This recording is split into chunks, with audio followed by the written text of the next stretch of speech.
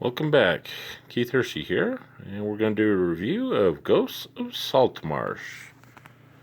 Here's the limited edition cover from your friendly local gaming store. And here is the regular cover, which is available everywhere. Alright, let's take a look here. Let's look at the disclaimer first, since they always put in unique ones. Let's see here. Disclaimer. Come on. Focus. After battling dragons, elemental cultists, vampires, demons, and giants, you deserve a relaxing ocean cruise. Please keep all vital limbs within the ship's confines. We are not responsible for valuables, hit points, or lives lost during your voyage. In fact, perhaps you'd prefer a more relaxing vacation option. Can we suggest a trip to the Nine Hells? They're quite balmy this time of year, which is, hint, hint, descent into Avernus, the next adventure coming this September. So anyhow, this book is basically a set of adventures with some new backgrounds.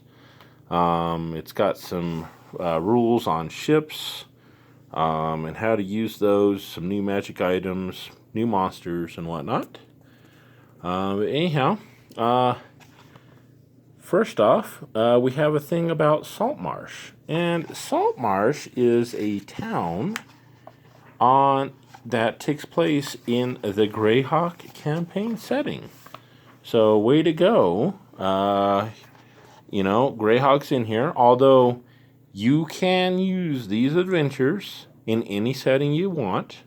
They give you different ways to incorporate into whichever campaign setting you're using, whether it's another published one or homebrew.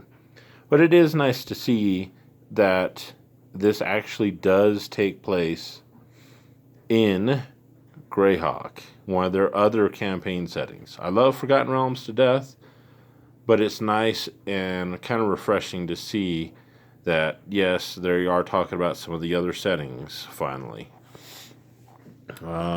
Anyhow, so some of the original adventures that are in here, the old adventure, The Sinister Secret of Saltmarsh, which was published back in 1981, is in here.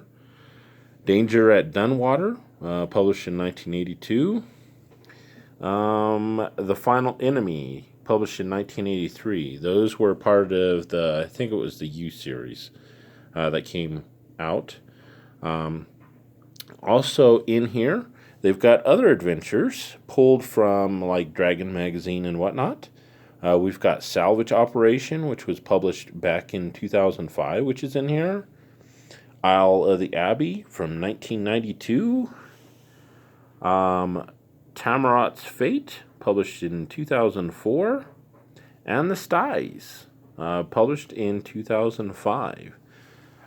Using these adventures, it'll give you a aquatic, feeling for your campaign.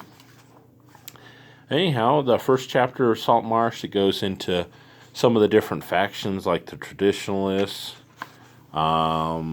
see here, the Loyalists, and, interesting for you Greyhawk fans, the Scarlet Brotherhood.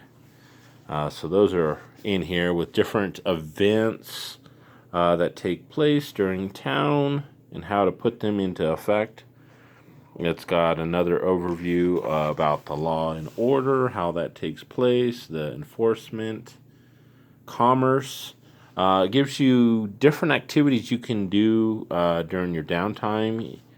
Let's see, they've got dock rumors, mood of the town. It's got a map of Saltmarsh done by Mike Schley. I love his maps. Awesome. Glad to see they're still using him and different maps. So anyhow, this it's got a bunch of the different places. But once again, like I was saying, it's got downtime activities customized for in town. Like if you're going to be carousing, some of the things that you can carouse in town. So the research and whatnot. They've got different random encounters for the different areas: Dunwater, Coastal, Azure Sea, and whatnot. They do have backgrounds. They got different takes on some of the existing ones, and there are some new ones, like Fisher. Marine is one. There's like 3 or 4 in here. I'm trying to remember. Shipwright, and maybe it was the Sailor are the new ones. Oh, no, it's Shipwright and Smuggler. That's right. So they got the Smuggler in here. So that's cool. We get new backgrounds. And then from there, it goes into each of the adventures. The adventure maps are done by Dyson Logos, which are pretty cool. The clean white maps. So we'll kind of skip through the adventures. And then back towards the back here, we get into the different ships that are available, some of the upgrades that are available. Yep, and I have passed it. I'm sorry. Should have bookmarked this. They do have some sample encounters that you can put together. Okay, like here's a warship. It's got the stats for it. It's got the map. It's got some of the crew officers, types of officers, what they can do, crew members. And then here we go, some upgrades. They got some pretty unique, cool upgrades and whatnot in here. There are, let's see here, there's some of the new underwater locations. There's lots of random charts for doing your underwater adventures in here. Let's see here, trying to skip back here. Okay, there's some new magic items. We got a few of them in here. Not very many. Just basically that one page of magic items. And then we've got some monsters like the Amphisma, the Assassin Vine, Bard, Bodak. There's quite a few pages of different monsters. Some of the art. These are... Ooh, what are these? What kind of fishies are those? They look kind of like piranhas. Anyhow, there are different lizard folk, some new swagin, a whole bunch of underwater monsters and whatnot to use in your campaigns. Anyhow, I think it's a really cool book. I'm glad to see that they have taken some of the older adventures and convert them over to 5e. It kind of cleaned them up, added some new monsters, gave us Saltmarsh that takes place in Greyhawk. We got some ship stats, things to do with ships, new backgrounds, and whatnot. So, glad to see this. Can't wait to run this. I've got quite a few dioramas already made up and running. I have not run it yet, but I plan to here in the very near future.